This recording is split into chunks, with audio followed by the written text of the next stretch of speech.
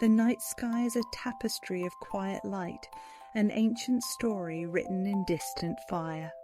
Every person who has ever lived has looked up at it, the shepherd and the scholar, the sailor and the dreamer, the child tracing patterns in wonder. Stars have always been our companions in the dark, reminding us that even in the vastness of space there is connection, rhythm and beauty. Across every continent and through every century, people have found meaning among these shimmering points. The constellations differ in name but not in purpose. They have guided travellers home, foretold the seasons, and reflected our deepest hopes and fears. To look at the stars is to gaze not only outward but also inward, toward the shared human desire to understand where we are and what it all means. As the earth turns and the heavens slowly shift, the same constellations rise and set above us all.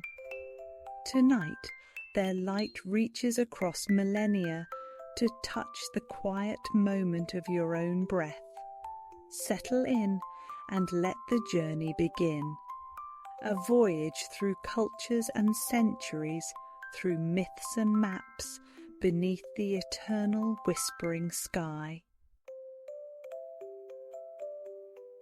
Welcome to Bedtime Travel Stories, where soothing tales and gentle narrations take you on a tranquil journey through the world's most enchanting places, right from the comfort of your bed.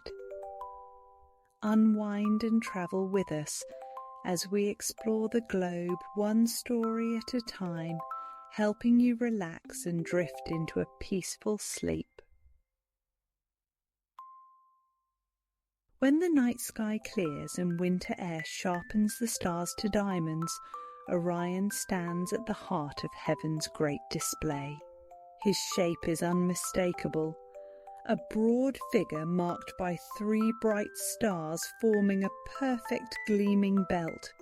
Around him shimmer Betelgeuse and Rigel, one red, one blue, like embers in ice on either side of a cosmic silhouette. For millennia, the sight of this celestial hunter has stirred stories in every land where people pause to look upward. In ancient Greece, Orion was imagined as a mighty huntsman, proud and tragic. His legend varies, but always ends with his death and his placement among the stars by the gods. Some said he boasted he could slay any creature on earth, so a scorpion was sent to humble him, the same that now forms the constellation Scorpius, forever rising as Orion sets. To the Greeks his figure was both warning and wonder, a tale of strength and mortality drawn across the sky. Far from the Mediterranean, the peoples of Aboriginal Australia saw a different story. To them, the 3 stars of the belt were the fires of young men who hunted kangaroos in the sky. Their actions mirrored life on Earth, gathering, hunting, feasting, showing that the heavens and the land were not separate realms, but reflections of each other. The sky was their memory, and each point of light a story to be told when the nights were long and the air was still. In Africa, among the Dogon and Yoruba peoples, Orion took on forms of great importance. Some saw in his belt a line of proud animals or celestial guardians standing watch. The Dogon, whose astronomical traditions are both ancient and astonishingly complex, connected Orion's stars with deep patterns of creation, reminders that the universe itself has rhythm and purpose. To them, these lights were not simply decoration, but a living presence guiding the cycles of life. Egypt too honoured Orion with devotion carved in stone. The 3 great pyramids of Giza, Khufu, Khafre, and Menkaure were aligned in deliberate reflection of Orion's belt. The pharaohs believed that in death their souls would travel upward along this pathway of stars to join Osiris, the god of rebirth and eternal life. Standing before those immense monuments today, it is easy to feel the same awe, the sense that human hands once shaped the earth to mirror the heavens. In the cold of northern winters, sailors once marked the passing of the year by the first appearance of Orion rising from the eastern sea. When he climbed into the sky, it was time to turn their minds toward navigation, harvest, or rest. His presence told them where north lay, how far the seasons had turned, and when dawn would soon come. The hunter, drawn in light, became a guide for all who travelled between worlds, sea and sky, earth and spirit, night and dawn. Even now, in the modern age, Orion's stars pierce through the faint haze of city light. Betelgeuse flickers in red, a supergiant nearing the end of its long life, while Rigel glows in youthful blue. Between them, the Orion Nebula blooms like a cosmic flower in the hunter's sword, a cradle of new stars forming in the same space where myths were born. It is as if creation itself continues to breathe behind the stories that humans have told for thousands of years. Every culture has found its own reflection in this familiar figure. In Japan, the belt is known as Mitsuboshi, and in China, Orion is part of the White Tiger of the West, one of the great celestial guardians of direction and balance. In Latin America, some Andean peoples saw him as a farmer sowing seeds in the dark soil of the heavens, his stars marking the rhythm of planting and harvest. Orion's form is universal, yet deeply personal, the shared dream of countless generations. When one lies on the grass and watches Orion rise, there is a moment when time feels thin. The same pattern of light that guided travellers, inspired builders and stirred poets now reaches the eye of a solitary observer under a quiet sky. The stars hum faintly in their distance, unchanged, patient, eternal. And in their silent geometry, we remember how humanity, scattered across time and place, remains united by the same act, looking up and wondering. High above the northern horizon, where the stars circle endlessly around the pole, there is a great bear made of light. Its 7 brightest stars form the familiar shape of the Big Dipper, an image so clear and comforting that even the youngest stargazer can find it. The handle and bowl trace the bear's tail and body, and from the edge of the bowl 2 stars point directly toward Polaris, the North Star, the ancient guide for all who wander in darkness. To the Greeks, this was Callisto, a maiden transformed into a bear by jealous gods, and set among the heavens to protect her from further harm. Her son Arcus, seeking his mother, became the constellation Boötes, the herdsman who follows her eternally. Together they travel around the northern sky, never dipping below the horizon, symbols of devotion and endurance. The story was both tragedy and tenderness, a mother and son forever apart, yet forever seen. Far across the world the same stars form different shapes. To the Ojibwe and other Native American peoples, the bowl of the Dipper was the Great Bear itself, and the 3 stars of the handle were hunters who chased it through the seasons. In spring the hunters rose behind the bear, in autumn they brought it down, and its blood painted the leaves red. This celestial cycle explained not only the sky's motion, but also the rhythm of life on Earth, the turning of time, the flow of change, the eternal return. It was not a bear, but a celestial chariot drawn by unseen forces across the heavens. The Emperor's throne on Earth was said to mirror its pivot in the sky, representing order and harmony throughout the realm. In the far north, the Inuit of the Arctic tundra saw the Dipper as a caribou, endlessly pursued by a group of hunters. Each season, the constellation's slow rotation mirrored the migration of animals across the land. The stars were not remote symbols to them. They were part of life's story, woven into daily survival, connecting the vastness of the sky to the frost and snow beneath their feet. For sailors and travellers, Ursa Major was more than myth. It was compass and companion. By following the line from the Dipper's edge to Polaris, they found true north, a fixed point in a turning sky.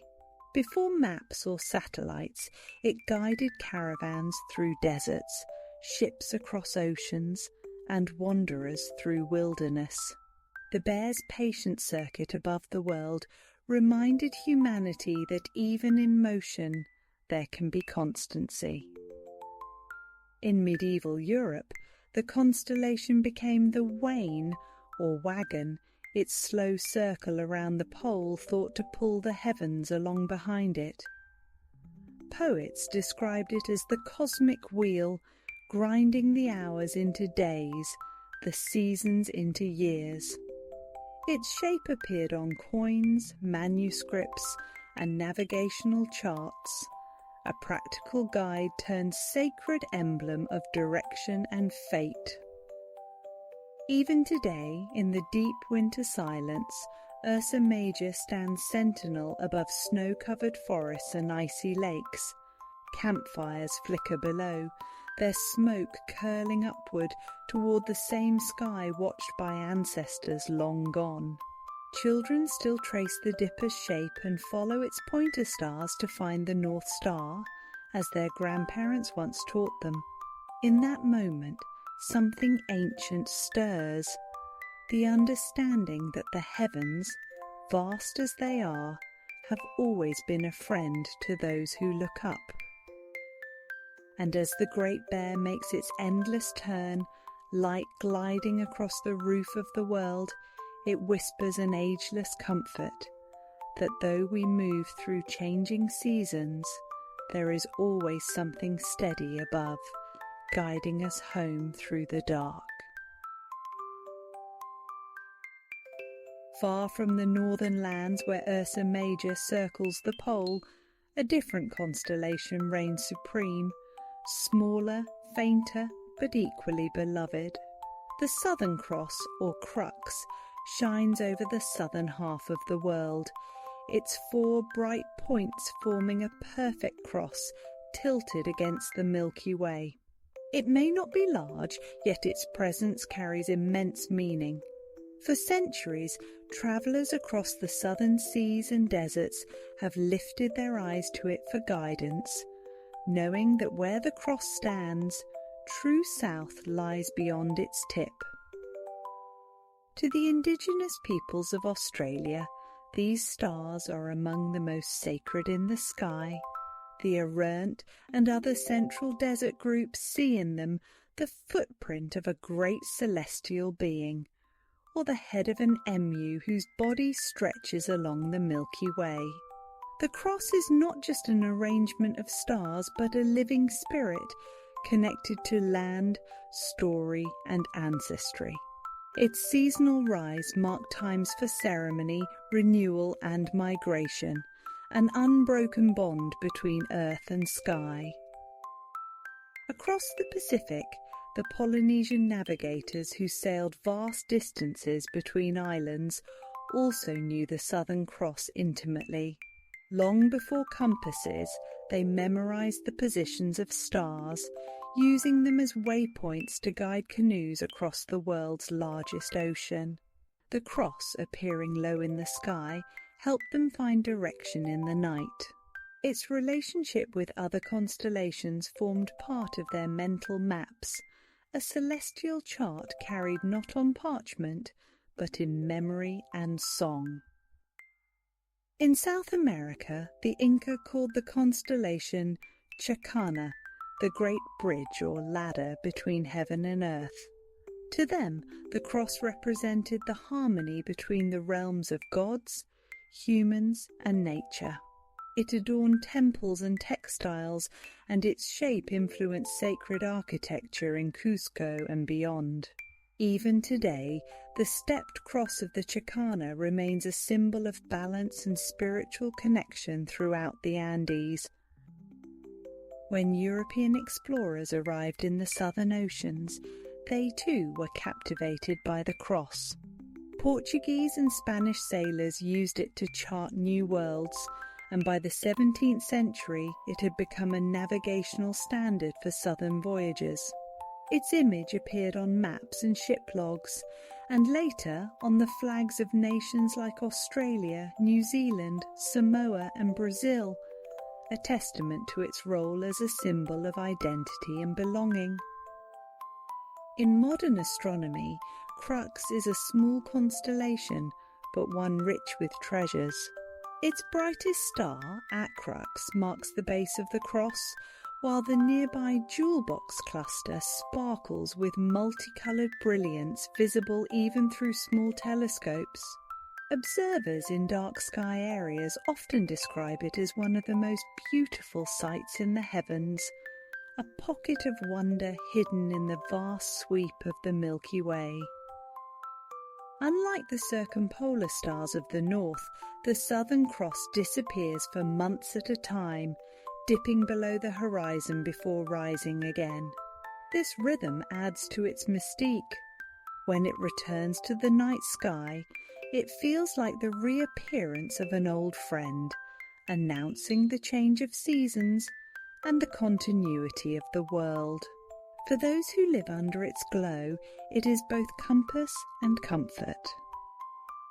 Even now, in the quiet of southern nights, on beaches in Tasmania, in the deserts of Chile or the highlands of New Zealand, people still tilt their faces upward and trace its simple shape. The cross remains a reminder that even the smallest constellation can hold infinite meaning, guiding not only explorers, but hearts that seek their way home through the darkness. In the cool hush before dawn, a cluster of faint, misty stars begins to rise above the horizon. To some, they appear as jewels scattered across velvet. To others, as the breath of creation itself. These are the Pleiades, the Seven Sisters, a constellation so delicate, so small, that their shimmer seems to tremble between reality and dream. Yet this little cluster has bound together the myths and calendars of nearly every civilization that has ever looked upward. In ancient Greece, the Pleiades were 7 sisters, daughters of Atlas and Pleione, pursued endlessly across the heavens by the hunter Orion. Their names, Maia, Electra, Tayget, Alcyone, Seleno, Sterop and Merope, still echo through the ages, inscribed in observatories and whispered by poets. One of the sisters, Merope, was said to hide her light in shame for marrying a mortal, explaining why one of the 7 stars is fainter than the rest. The Greeks saw in their clustering the closeness of family, the comfort of unity, and the sadness of loss. Across the world in Japan, the same stars are known as Subaru, meaning to unite. Their grouping became a symbol of harmony and togetherness, an idea so enduring that it appears even today as the emblem on cars that bear their name. In China, they were the hairy head, part of the White Tiger constellation, associated with autumn and the cycles of harvest. And in the Pacific, the Maori of New Zealand call them Matariki, the eyes of the god Tauhiri Matea, representing renewal and the new year. When Matariki rises, it marks a time to celebrate new beginnings and to honour ancestors, an ancient observance that continues to this day. For the indigenous peoples of North America, the stories of the Pleiades were as rich and varied as the lands themselves. Among the Lakota, they were the bunched stars, symbolising family and courage. The Kiowa told of 7 maidens who fled into the sky to escape danger, raised upward by the Great Spirit to form the cluster. Beneath them, their protector became the massive rock now known as Devil's Tower, still standing in Wyoming, still sacred, and still reaching toward the same stars that guard their story.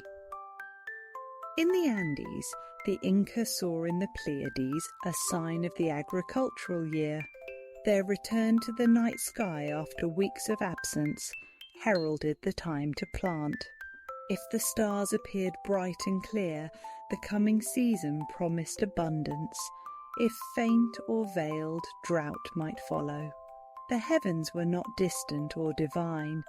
They were the farmer's almanac, written in light instead of ink. The stars of the Pleiades are young, barely 100 million years old, glowing blue-white in a cloud of cosmic dust. Through a telescope, they sparkle like frost in the morning sun, surrounded by a faint ethereal haze. They are a nursery of stars, still forming, still radiant with the energy of birth. In this way, they are not only ancient symbols of unity and renewal, but also literal sources of creation, reminders that every atom of our world was once part of something luminous. In countless cultures, these stars have marked the rhythm of human life, planting and harvest, birth and remembrance, sorrow and hope.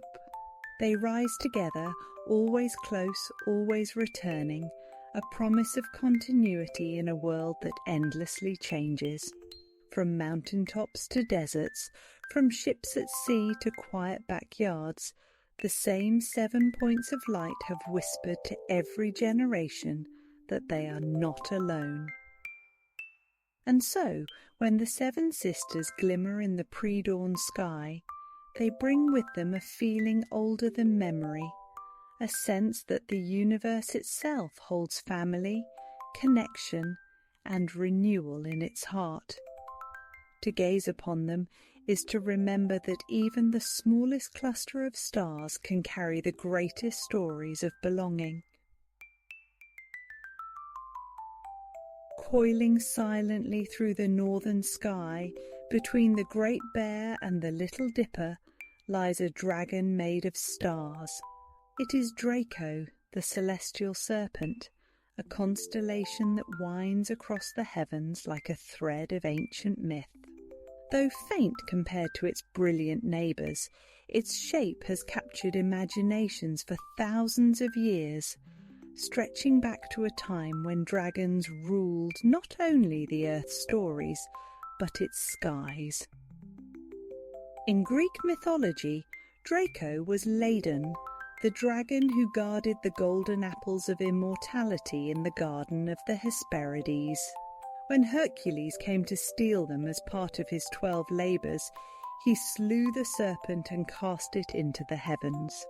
There it remains, coiled eternally around the pole of the world, its body twisting in an endless spiral that mirrors the turning of the stars.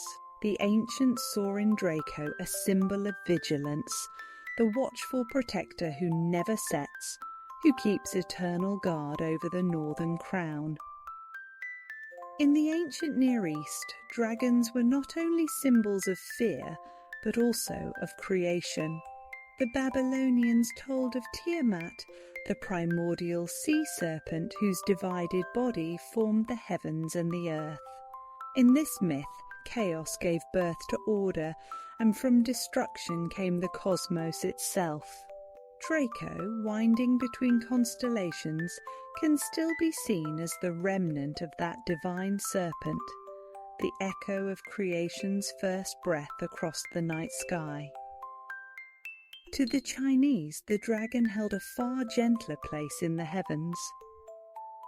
In Norse legend, dragons curled around the roots of the world tree, Yggdrasil, or slumbered beneath the earth guarding treasure, symbols of hidden power and ancient knowledge. When northern storytellers looked upward, it was easy to imagine such a serpent crossing the vault of the sky, coiling between the stars like smoke from the god's own fires. The northern lights, flickering in green ribbons across the night, were sometimes said to be the breath of dragons or the glint of their shimmering scales. In the time of the early astronomers, Draco played a crucial role in the study of the heavens. Thousands of years ago, before Polaris became the North Star, the tip of Draco's tail pointed to Thuban, a bright star that once marked true north. Ancient Egyptians used it to align their pyramids, temples, and tombs. It was the celestial axis around which their world turned, the still point in a moving sky. Though it no longer sits at the pole, its legacy endures in the geometry of both stone and starlight. Even now, the shape of Draco remains one of the most sinuous patterns in the firmament. On moonless nights, its long, twisting body seems to ripple with motion, a living thing suspended in eternity. For those who gaze upon it, the constellation feels less like a picture drawn in light, and more like a story uncoiling, one of rebirth, transformation, and the endless dance between chaos and order. As the world below changes and the stars above drift ever so slowly, Draco continues its eternal watch. Its serpentine arc reminds us that creation and destruction, night and dawn, life and legend, all flow from the same celestial source. The dragon sleeps, but never dies. It merely turns with the sky, guarding the memory of our oldest stories in the darkness between the stars. Long before compasses or satellites, before charts and coordinates traced their way across parchment, the stars were humankind's first and most faithful guides. The sky itself was a vast unfolding map, a language written in light that only those who studied it could read. Every ancient traveller, from the desert caravans of Arabia to the ocean voyages of Polynesia, knew that to look upward was to find direction, destiny, and home. In the age of the pharaohs, Egyptian priests observed the stars from temple rooftops, marking the rising of Sirius, the star that heralded the annual flooding of the Nile. Its appearance was both a warning and a blessing, an astronomical clock by which civilization itself was ordered. The heavens told them when to plant, when to harvest, and when to prepare for the life-giving flood. Their temples, pyramids, and even the Sphinx were aligned with the stars, their stones forming a bridge between sky and earth. Across the Mediterranean, the Greeks charted the heavens with both curiosity and devotion. They named constellations not as static markers, but as living myths, stories that explained both nature and the human heart. Their scholars, from Thales to Hipparchus, calculated the motion of stars, laying the groundwork for celestial cartography. Hipparchus, in the 2nd century BCE, created the first known star catalogue, carefully noting the brightness and position of each light above. In doing so, he transformed the sky from mystery into mathematics, though the wonder of it remained untouched. In Arabia, the desert nights were dark and vast, and the stars blazed like jewels against black silk. Bedouin travellers could read them as effortlessly as others might read a map. The stars were their compass, their calendar, and their comfort in the silence of the dunes. They named each one Suhail, Altair, Vega, not as distant sons, but as trusted companions. The Milky Way was known as the Camel Road, leading their journeys from oasis to oasis, reminding them that direction lies not in tools, but in understanding. Far to the east, Chinese astronomers built towering observatories of stone and bronze, tracking the motion of the sky with incredible precision. They divided the heavens into regions, palaces of the celestial emperor, and recorded eclipses, comets, and the slow drift of stars. Their records, stretching back thousands of years, remain some of the oldest and most detailed archives of astronomical observation on Earth. For them, the heavens reflected the harmony of all things, the balance of order and chaos, the rhythm of seasons, the music of time itself. In the Pacific, Polynesian navigators set sail across distances that seemed impossible. They carried no compass, no sextant, and no written charts. Instead, they memorized the positions of hundreds of stars, each associated with a direction and a meaning. When a voyager lay in the hull of a canoe, looking upward, they could feel the rhythm of the waves and match it to the motion of the heavens. A cluster of stars rising low in the east meant one island lay ahead. A certain wind beneath a certain constellation meant another was close. Their navigation was poetry in practice, a conversation between sea and sky. In the northern lands, the Vikings watched the stars as they crossed stormy seas. They used the position of the sun and the North Star, Polaris, to steer their longships across the open ocean. Even on cloudy nights, they found their way using a crystal called a sunstone, which polarized light and revealed the sun's hidden position. With this, they travelled from Scandinavia to Iceland, Greenland, and even North America, guided not by maps, but by faith in the patterns of the world above. Every culture, every traveller, every wanderer who looked to the stars carried within them the same truth. That orientation is as much a matter of the spirit as of the sky. To navigate by starlight was not only to move through space, but to move through understanding.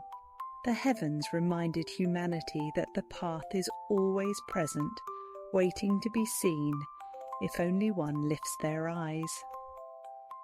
And even now, in an age of digital maps and satellites, there is a quiet comfort in looking upward and finding the same constellations that once led shepherds, sailors, and seekers through the unknown.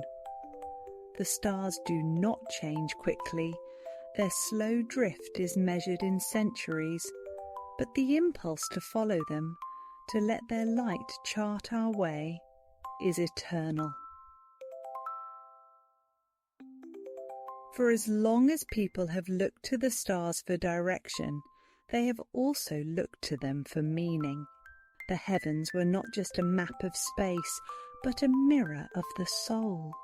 From Babylon to Beijing, from Alexandria to the Andes, humanity found in the constellations reflections of itself, courage, love, ambition, and fate written across the night sky.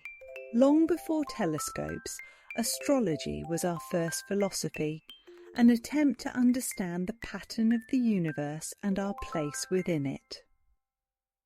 The Babylonians were among the first to record the movement of planets and stars with purpose. They charted the paths of the wandering lights, Mercury, Venus, Mars, Jupiter and Saturn, and divided the sky into 12 equal segments, each ruled by a constellation. Those zones, the zodiac, formed a celestial calendar marking the rhythm of the year and the temperament of time. When the sun crossed a certain sign, it was said to flavour life on earth with its own energy, the impulse to begin, to harvest, to rest, or to dream. To the Egyptians, the stars were divine. The rising of Sirius heralded the flooding of the Nile, and the careful watch of star priests ensured that the heavens remained in harmony with the rhythms of the land. The zodiac's 12 houses aligned with their gods, Leo with the lion of Sekhmet, Taurus with the sacred bull of Apis. Life itself was guided by these celestial correspondences, weaving sky and soil into one eternal pattern. In Greece, astrology became a language of philosophy. For centuries, kings consulted astrologers before going to war, and healers read charts before treating illness. In India, Jyotish, the science of light, developed in parallel. Unlike Western astrology, which centres on the sun, Vedic astrology focused on the moon and the constellations it passed through. The nakshatras, or lunar mansions, gave each night its own character, each life its own karmic thread.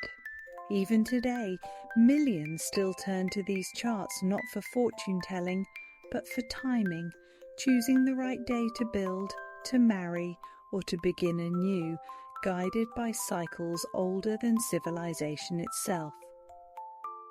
In China, astrology and astronomy were one. The emperor's court kept meticulous celestial records, believing that the fate of the ruler and the fate of the stars were bound together. Eclipses and comets were seen as messages from heaven, warnings or blessings to those who governed.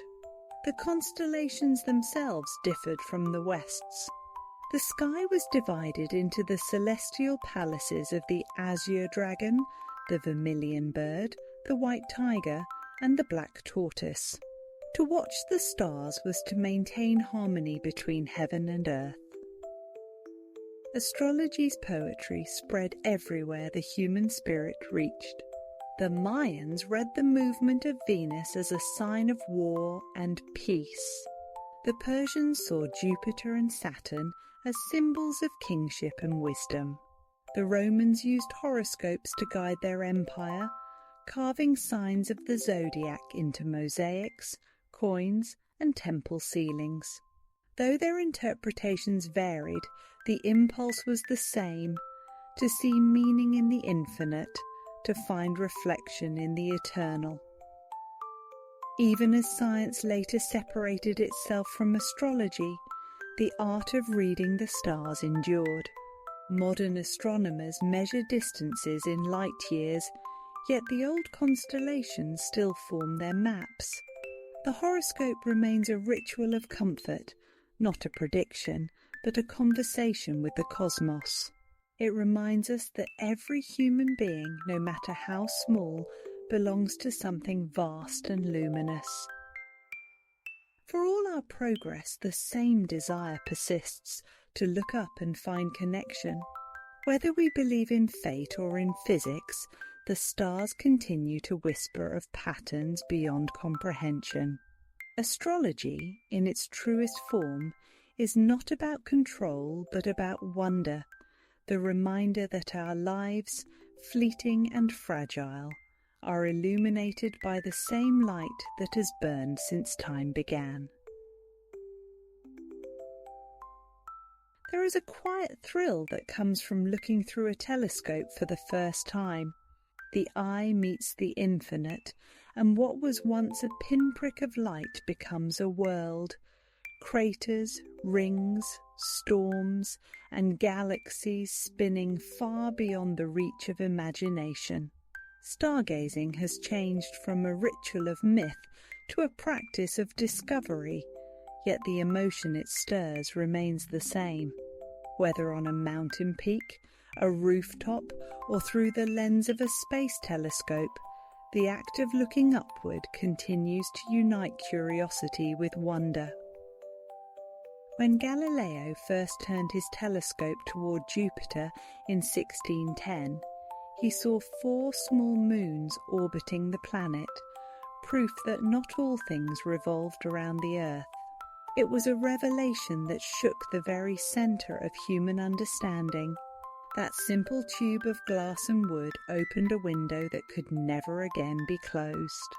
From that moment onward, the stars were not merely symbols. They were real places, each with its own story, its own physics, and its own mystery. In the centuries that followed, telescopes grew larger, their lenses sharper, their reach farther. Astronomers climbed into domed observatories perched on mountain tops where the air was thin and clear. There they traced the colours of starlight, measuring temperature and distance by hue.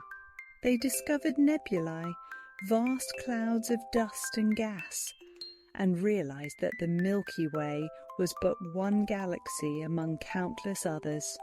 The universe expanded not in size but in meaning. At Mauna Kea in Hawaii, some of the world's most powerful telescopes now gaze across the Pacific into the deepest regions of space. The mountain, sacred to the Hawaiian people, is a place where earth and sky meet in reverence. Above the clouds, scientists watch light that has travelled billions of years to reach them, light that began its journey before the first humans ever looked upward. The cold air hums softly with wind, and the stars above seem close enough to touch, ancient, patient, eternal. Far to the south, in Chile's Atacama Desert, the European Southern Observatory peers through some of the driest air on Earth. There, under skies so dark that shadows are cast by starlight alone, astronomers capture the faint glow of distant galaxies. The desert is silent, its sands holding heat from the day while the heavens unfold above.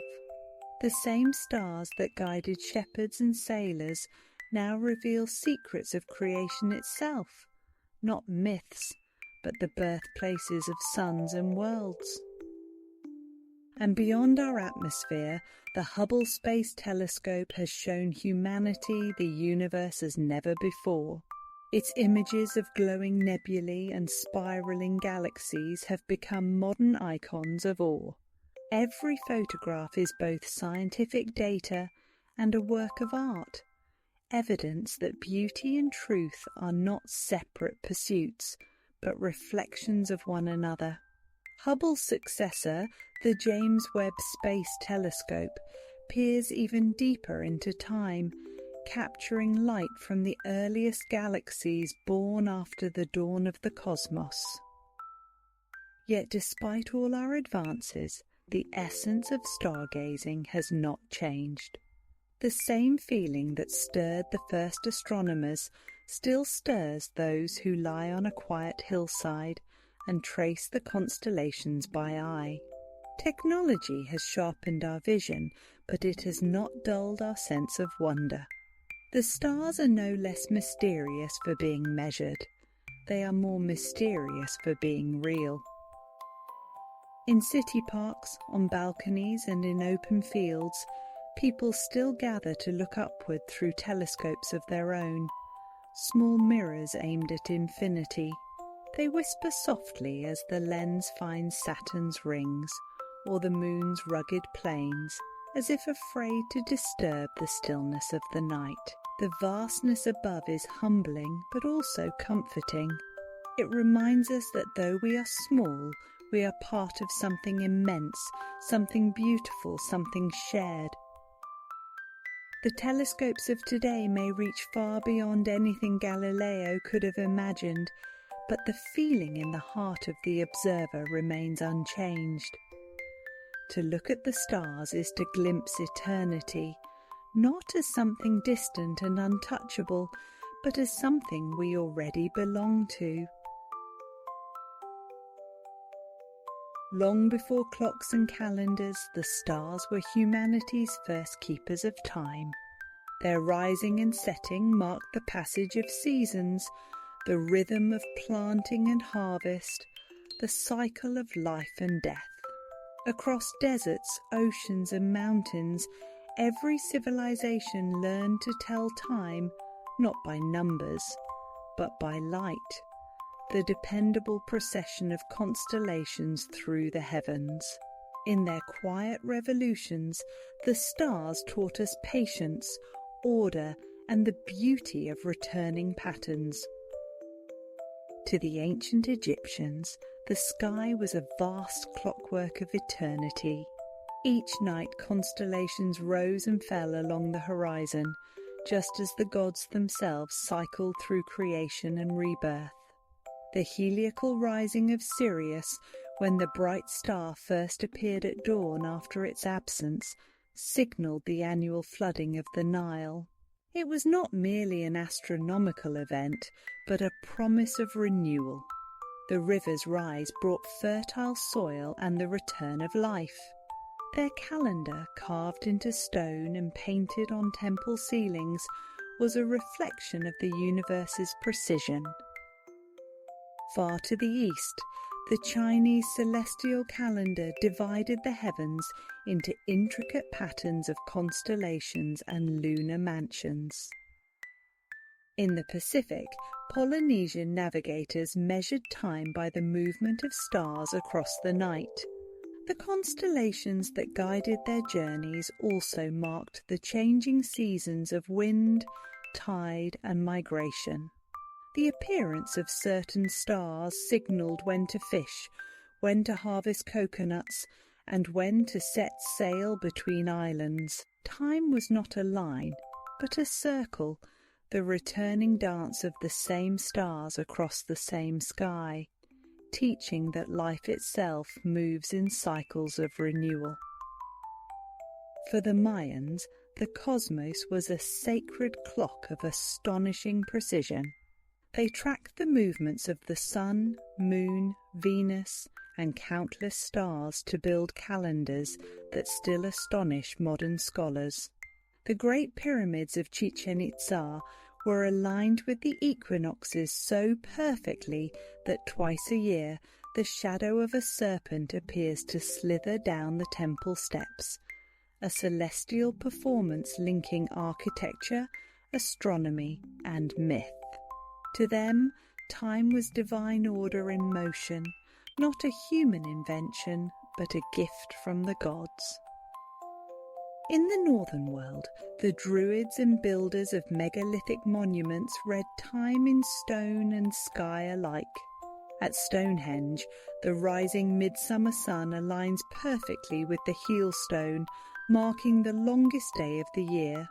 These monuments were not random alignments, they were calendars made of earth, guiding festivals, harvests and rituals.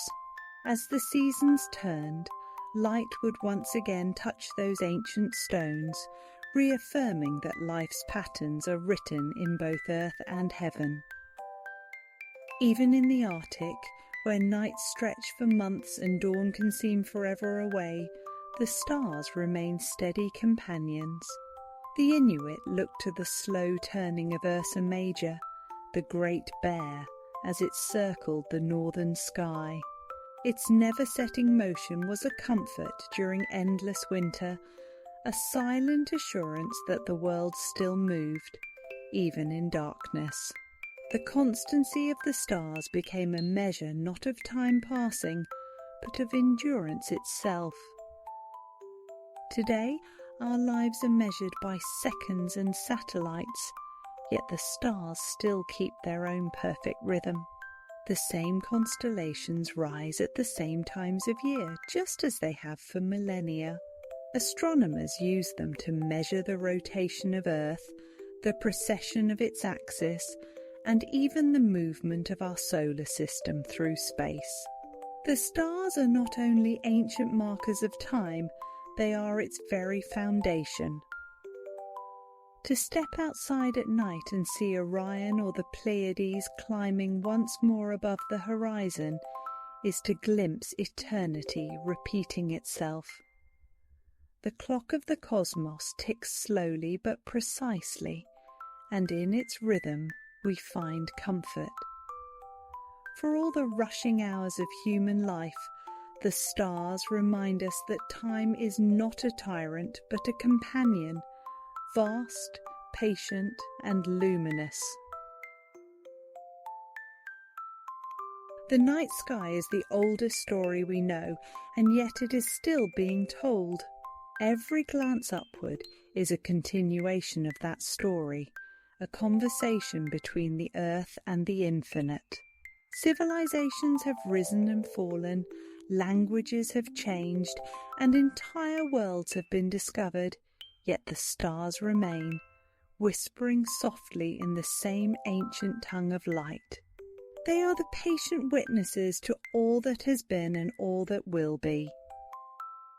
In the glow of the modern world, where city lights blur the heavens and time seems to move too quickly, we sometimes forget to look up. But even now, beyond the haze, the constellations still wait. They are there above the deserts and oceans, above the mountains and forests, over every quiet field and sleepless rooftop. They are there above you, constant and clear, their stories shining through the centuries. To see them is to remember that we are part of something immeasurably vast and immeasurably beautiful. So tonight, as you close your eyes, imagine the stars wheeling gently overhead. Picture Orion striding across the darkness, the Pleiades glittering nearby, the Great Bear turning slowly around the pole. Imagine the Southern Cross pointing the way home and the Dragon Draco coiled around the north. They are not just patterns of light, but memories of wonder, reminders that every age, every person, every dreamer has shared this same quiet moment under the eternal sky. We hope you enjoyed today's serene journey and found peace in our gentle narration. Do join us next time as we make a relaxing visit to another of the world's most iconic places.